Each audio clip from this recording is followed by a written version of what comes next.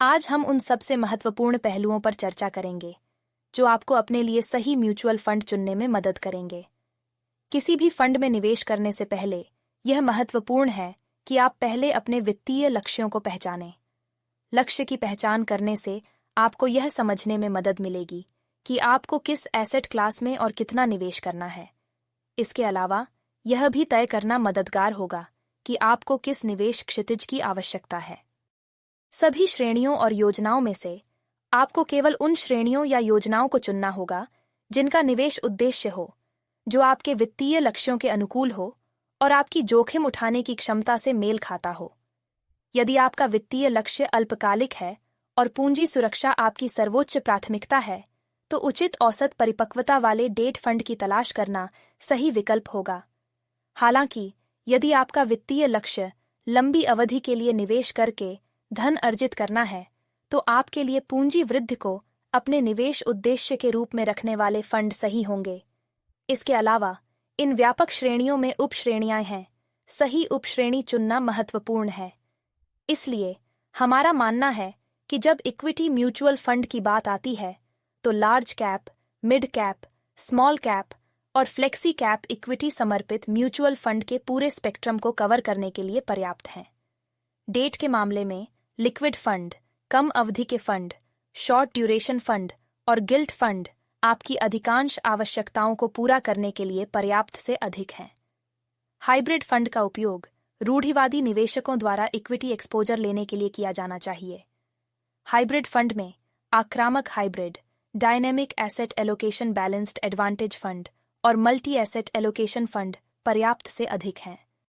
एक बार जब आप फंड की श्रेणी और उपश्रेणी तय कर लेते हैं, तो आपको जो अगला पॉइंटर चेक करना चाहिए वह है प्रबंधन के तहत संपत्ति या AUM। विचार ऐसे फंड में निवेश करने का नहीं है जिसका AUM अपनी श्रेणी में बहुत कम या बहुत ज्यादा है। श्रेणी के औसत AUM वाले फंड एक अच्छा विकल्प हो सकते हैं। फिर भी यदि आप एक अनुमानित आंकड़ा चाहते हैं, तो इक्विटी के मामले में फंड का न्यूनतम AUM 50 करोड़ रुपए होना चाहिए। लिक्विड फंड के मामले में यह 20,000 करोड़ रुपए से अधिक होना चाहिए और अन्य डेट फंड के मामले में यह 500 करोड़ रुपए से अधिक है। आप पूछ सकते हैं कि लिक्विड फंड के मामले में AUM की आवश्यकता अधिक क्यों है। इसके पीछे कारण यह है कि कई कॉरपोरेट उनमें निवेश करते हैं और उनसे रिडेम्पशन आमतौर पर फंड की लिक्विडिटी को प्रभावित करते हैं। इसलिए अधिक AUM वाले लिक्विड फंड में निवेश करने से पर्याप्त लिक्विडिटी का प्रबंधन करने में मदद मिलेगी। फंड के प्रदर्शन की जांच करने से अक्सर आपको यह तय करने में मदद मिलती है कि आप किस फंड पर अपना पैसा लगा सकते हैं। अब सवाल यह है कि म्यूचुअल फंड के प्रदर्शन का मूल्यांकन कैसे करें। हमारा मानना है कि 3 साल के रोलिंग रिटर्न की जांच करना, जोखिम के उपाय के रूप में इसके अधिकतम ड्रॉडाउन को देखना और श्रेणी के खिलाफ 1 साल के रोलिंग रिटर्न की मदद से हाल के प्रदर्शन को देखना म्यूचुअल फंड रिटर्न का मूल्यांकन करने का अधिक उपयुक्त तरीका है। हालांकि डेटा प्राप्त करना और इसे प्रोसेस करना काफी थकाऊ और समय लेने वाली प्रक्रिया है, इसलिए निवेशकों के लिए यह एक मुश्किल काम है।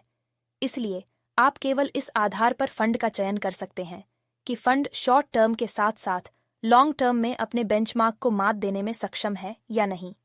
अगर फंड अपने बेंचमार्क को मात देने में सक्षम नहीं है, तो आपको उन फंड से बचना चाहिए। इसके विपरीत, अगर फंड अपने बेंचमार्क को मात देने में सक्षम है, तो आप पोर्टफोलियो, व्यय अनुपात, फंड मैनेजर आदि जैसे अन्य पहलुओं की जांच करने के बाद उस फंड में निवेश कर सकते हैं। अकेले प्रदर्शन मायने नहीं रखता। आपको ऐसे रिटर्न उत्पन्न करने के लिए फंड द्वारा उठाए गए जोखिम की भी जांच करनी होगी। सही फंड चुनते समय रिटर्न के आधार पर इसके प्रदर्शन के अलावा फंड के जोखिम इनाम अनुपात पर भी नजर डालना सुनिश्चित करें। ऐसा करने के 2 सबसे अच्छे तरीके हैं। आप फंड के शार्प अनुपात और सॉर्टिनो अनुपात को देख सकते हैं। दोनों ही अनुपात की गणना करते हैं, जो दर्शाता है कि उठाए गए जोखिम की मात्रा के लिए फंड ने कितना रिटर्न उत्पन्न किया। शार्प अनुपात और सॉर्टिनो अनुपात के बीच एकमात्र अंतर इसका जोखिम मीट्रिक है, जिसे अनुपातों की गणना करने के लिए ध्यान में रखा जाता है।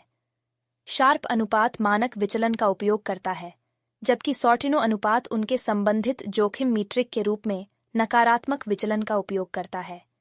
इसके अलावा आपको एक से अधिक शार्प और सॉर्टिनो अनुपात वाले फंड का चयन करना चाहिए। हालांकि अगर श्रेणी में कोई ऐसा फंड नहीं है जिसका अनुपात एक से अधिक है, तो आपको श्रेणी की तुलना में बेहतर अनुपात वाले फंड पर विचार करना चाहिए। फंड का कप्तान होने के नाते फंड मैनेजर रिटर्न बनाने में महत्वपूर्ण भूमिका निभाता है। इसलिए किसी विशेष फंड में अपनी रुचि रखने से पहले एक स्मार्ट निवेशक बने और फंड मैनेजर का ट्रैक रिकॉर्ड देखें। फंड का प्रदर्शन अक्सर फंड मैनेजर की विशेषज्ञता और कार्यकाल से प्रभावित होता है। दुनिया भर में कई अध्ययन किए गए हैं जो मानते हैं कि व्यय अनुपात किसी फंड के भविष्य के प्रदर्शन के सबसे अच्छे निर्धारकों में से एक है। इस तरह के अध्ययन में कहा गया है कि कम व्यय अनुपात वाले फंड अक्सर लंबी अवधि में उच्च व्यय अनुपात वाले फंड से बेहतर प्रदर्शन करते हैं। फिर भी हमारा मानना है कि अगर कोई फंड उच्च व्यय अनुपात चार्ज कर रहा है, तो फंड को इसे उचित ठहराना चाहिए। अगर वे बेंचमार्क इंडेक्स और उनकी श्रेणी को मात दे सकते हैं, तो आप उनके व्यय अनुपात के बावजूद उनमें निवेश करने पर विचार कर सकते हैं। हालांकि व्यय अनुपात ऐसी स्थिति में डील ब्रेकर हो सकता है जहां आप कमोबेश समान प्रदर्शन वाले दो या अधिक ऐसे फंड के बीच भ्रमित होते हैं।